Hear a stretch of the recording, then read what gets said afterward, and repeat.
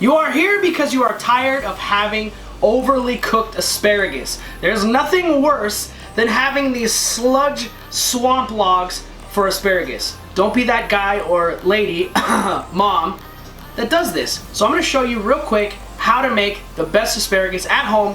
Very simple. So here's what I have for some ingredients. We have garlic, shallots, white wine, butter, pre-blanched asparagus. I also have some blended oil and always salt and pepper. So pre-blanched, what does he mean by pre-blanched? I will put the link to the blanching broccoli video towards the end of this video. It's gonna go over step by step on exactly how to blanch vegetables. It's very important to pre-blanch your vegetables before you saute them. Nice hot pan, we're gonna put in our blended oil, enough to coat the bottom. Let the oil work its way around. All right. Asparagus in. I'm gonna give the pan a little shake to kind of try to even it all out. Like that.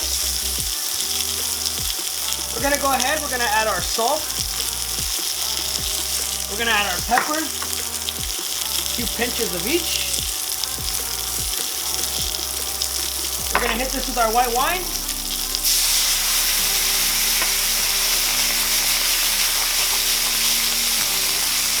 Butter, garlic, and our shallot. Let that cook down for about 45 seconds to 1 minute. We're basically just letting all these flavors infuse themselves into the asparagus. At this point, the asparagus is about 80% cooked. Get that nice glaze from the butter and the white wine. And that's it. I'm gonna let these go for about another minute or so. You want them to have a little bite to them. They don't need to be mushy. They need to have just a little bite. Al dente.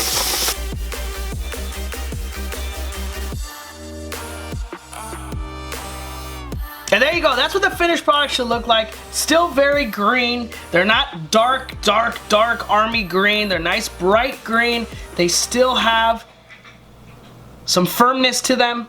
Those are perfectly cooked. Nice glaze, awesome flavor. That's how they should be every time. The key to good cooked vegetables is high heat.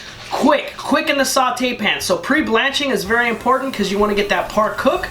And then basically when you're sauteing, you're just adding your last ingredients in there, your last little bit of flavor, and you're finishing cooking the vegetables completely through. But it's high heat, real quick. That's the trick.